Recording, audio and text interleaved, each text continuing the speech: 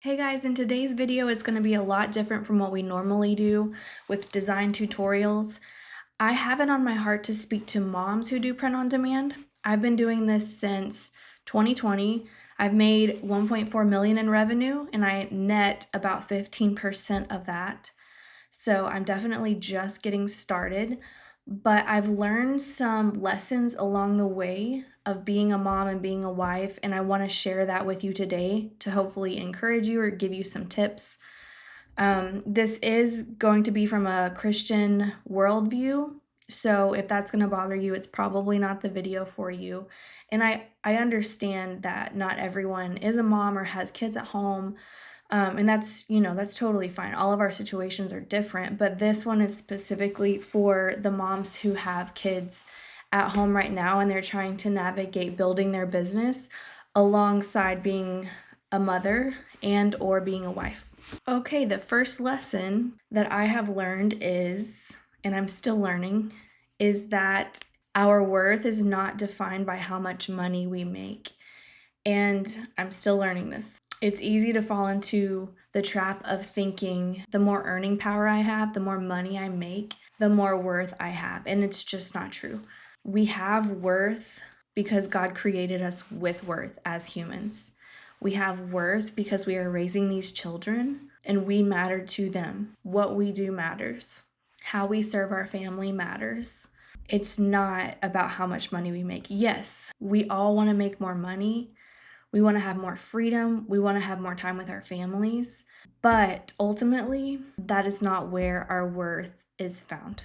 Our worth is found in Christ first and foremost, and then in our vocations as a mom, as a daughter, as a wife, as a friend, and then also in these businesses that we are creating, of course. But first and foremost, it's not in the money. Number two, just remembering that each day that we build our business, our kids are getting older. So my oldest, she's about to turn 5, and it just feels like yesterday, we brought her home and she, of course, napped a lot when we brought her home. And I would just lay her next to me and I'd open my laptop and be working on my Etsy shop. And now she's 5. I don't want to cry in this video. And we have a almost 4-year-old and then another baby girl due in a month. So just remembering that it's so easy to become all consumed with the business that we're in because you can just continue making money. The business model, it's endless. Like you can sit there all day. The more listings you put up, the more work you put in, the more money you're going to make. So we have to be very careful about knowing when to turn it off and knowing when to show up for our kids and our family. We were reading a book yesterday by Karen Kingsbury, and I just started bawling because it was a children's book, but it was talking about we always capture our child's first, but we don't always capture their last, like the last time we're going to be able to hold them on our hip, or the last time they climb into bed with us, or yeah, it was a good book. But all of that to say, they are what is precious in our world, and we need to make sure that we are showing up for them, that we are listening to them. And this kind of leads into number 3. Number 3 is figure out how to pause in the middle of a task and come back to it later. So I know we're all wired differently, but personally, I'm very task oriented. And if I get interrupted in the middle of a task, I feel like I can get short with my kids. I want to see it to completion before I move on. And I've had to learn to check that because, things are going to come up. Somebody's going to want a banana. My youngest just a little bit ago, she wanted to talk to me for a long time. Figuring out how you can turn down that part of your personality, pause, make a note on your computer, shut your computer, show up for them, and then come back to it later is so important. Number 4, I've been learning lately that the way that we are wired, like our personality traits, are not necessarily a bad thing, because for the longest time, I wanted to be a chill mom. I didn't want to be uptight or controlling, which I don't want to be those things. But God made me to be motivated, task-oriented, an entrepreneur, driven. I'm never going to give up, so resilient. And that in itself is what makes the business work.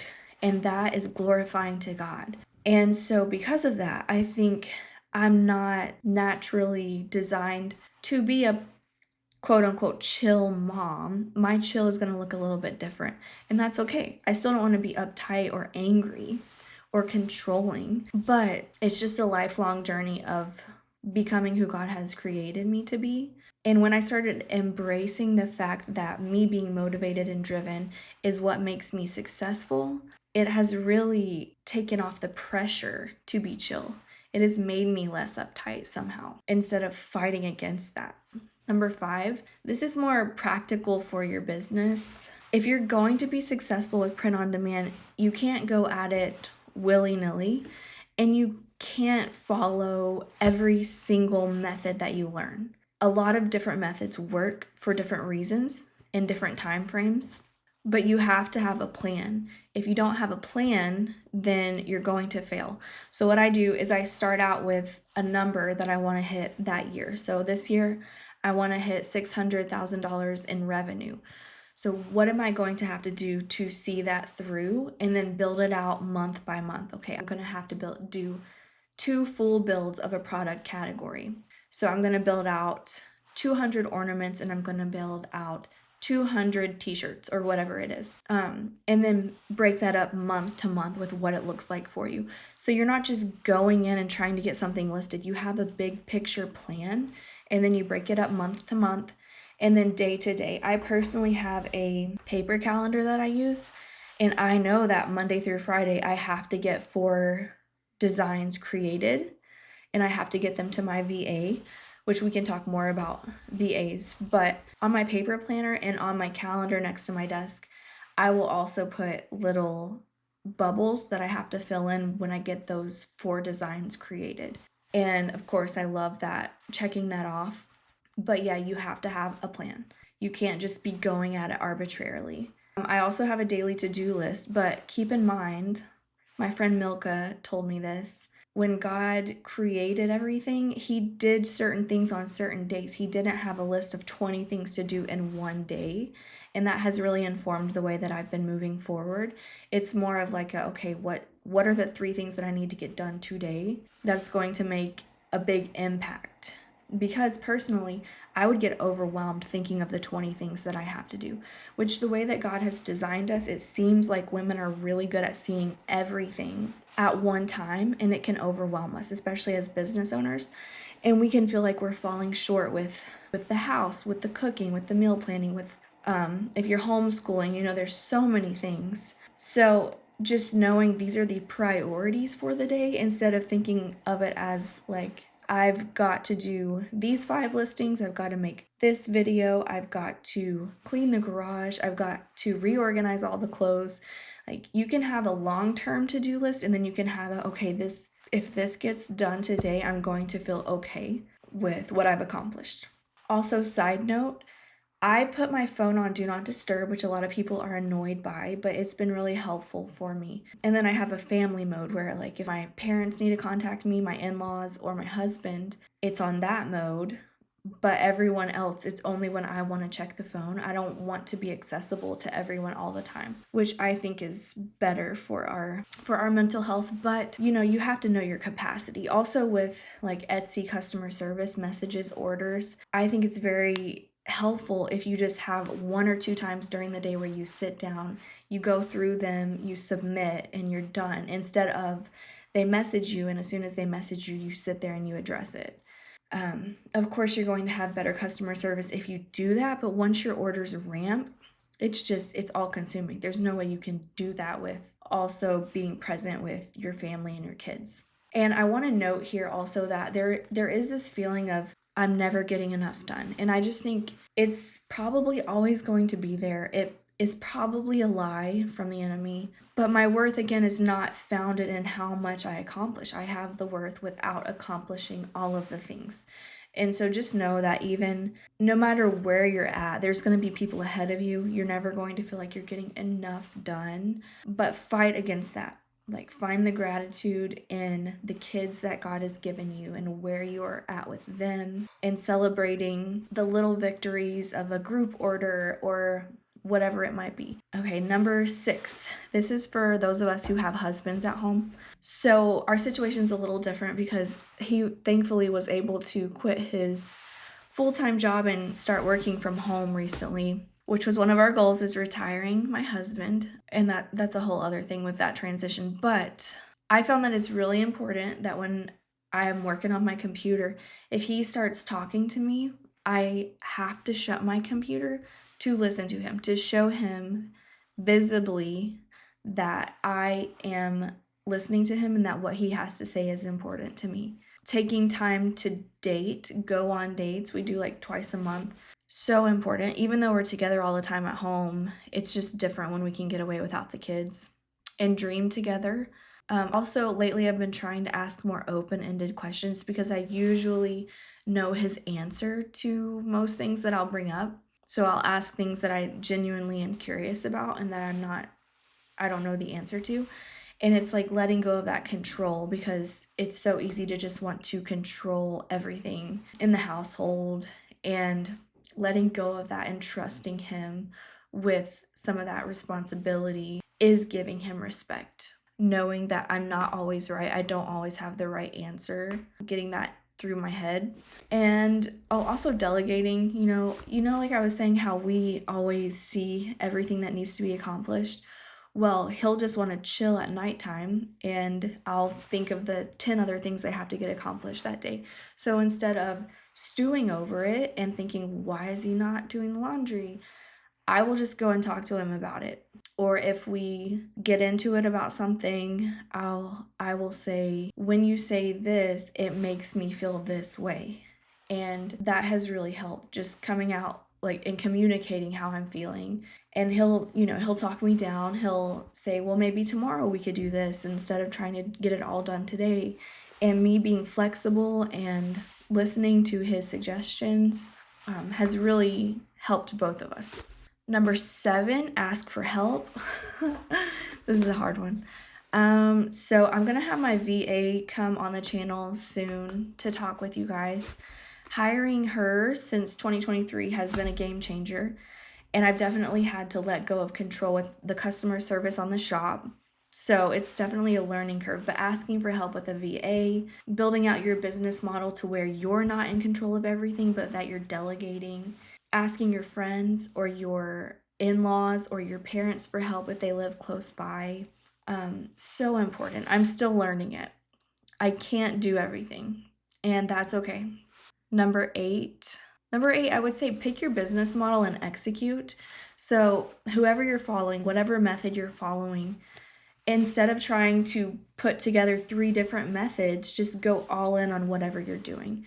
I know multiple methods that work. The one that I follow is by Jesse at Inner Circle Prints, and it's research-based, and we build out product by product. But I know other people that are more of like chasing trends, but getting up thousands of listings. Personally, as a mom, I don't have time to get up thousands of listings.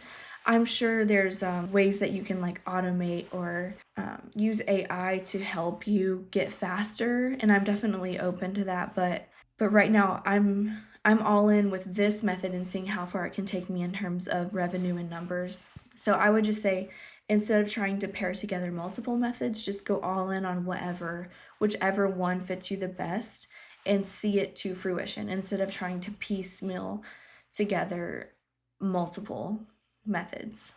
Oh, also knowing it's going to take longer than you think. I started this ornament build in August, beginning of August, maybe late July, and now it's the middle of October, and I'm going to finish it by November 1st. So doing something in full is going to take time, but it's going to be worth it. Number 9, stewarding your family and your home. Since I've been coaching on with Inner Circle Prints, I've come across multiple women and their stories, and some moms who have to take a step back for a certain amount of time. Maybe it's a couple days, maybe it's a couple weeks or months, but you just have to know your capacity, know your limits, know if everything feels like it's going south in your family, take a break and know that stewarding your family and your home is more important. Your children are more important than print on demand. Your husband is more important than print on demand. Your mental health is more important. Keep things prioritized in that way. Everyone's situation is different, and we're going to try to optimize. We're going to try to hire out where we can. We're going to try to get help, but just know that you're running your own race and it's going to be different. So personally, I choose quality over quantity. I'm going to have the best listing out there. I'm going to have the best design out there. Rather than getting up 3,000 designs, I'm going to get up 300 that are better than your 3,000. That sounds so conceited, but I'm going to take my time and do less in hopes that it's going to prove to be more because I'm moving slowly, and that's okay. And number 10, the importance of rest and giving yourself a break during the week. I've been suggesting that people do plan out their builds Monday through Friday. So like maybe Monday, Tuesday, Wednesday, you're making designs. Thursday, Friday, you're getting them up. And then on the weekend, you can rest, you can catch up, you can get ahead, but you give yourself that buffer and just honoring a day of rest, honoring the Sabbath, slowing down a bit, even if you don't feel like you accomplished much that week, and making time for things that you love, making time for friends. It's easy to prefer to be introverted and work all the time rather than doing other things that will really fill up your cup and fuel your soul in a sense. And the last thing is just give yourself grace, because none of it's going to be perfect. It's not. And there's never going to be a perfect balance. Like if I've been working for 3 days in a row, my house does not look clean. Yes, I'm going to work as hard as I can to set up a system to where my family is helping me, but we can't do everything. Like some things the ball is going to be dropped, and then we pick it back up, we figure it out. Oh, one other practical tip. If you're like me and you freak out a little bit when your kids make a big mess, one thing that we do is we sing a little song. It's like, if you make a mess, you can clean it up. And they do clap, clap at the end of it. And the song is for me, not them. So I don't want messes and it really bothers me. But I have to remember that, someday those messes are not going to be there because they're not going to be in the house anymore. And so just keeping that in perspective of, yes, we are busy building businesses, but we're also raising these humans, and they matter so much more than our business. And yeah, we want our business to be successful. We want to make money. We want to have freedom, and we want to have more time. We're doing this because we want to have more time with our family. I'm doing this. I want to try to help women stay home with their kids and not have to send them to daycare if they don't want to. I want them to only have to work 20 hours a week or less, and the rest of their time is spent with their family and their household. That's the beauty of print on demand. So let's keep chasing after it, but just give yourself grace along the way. I hope something that I said was helpful for you. And then, if you have any little tips or tricks that you can comment below to encourage other moms, that would be amazing.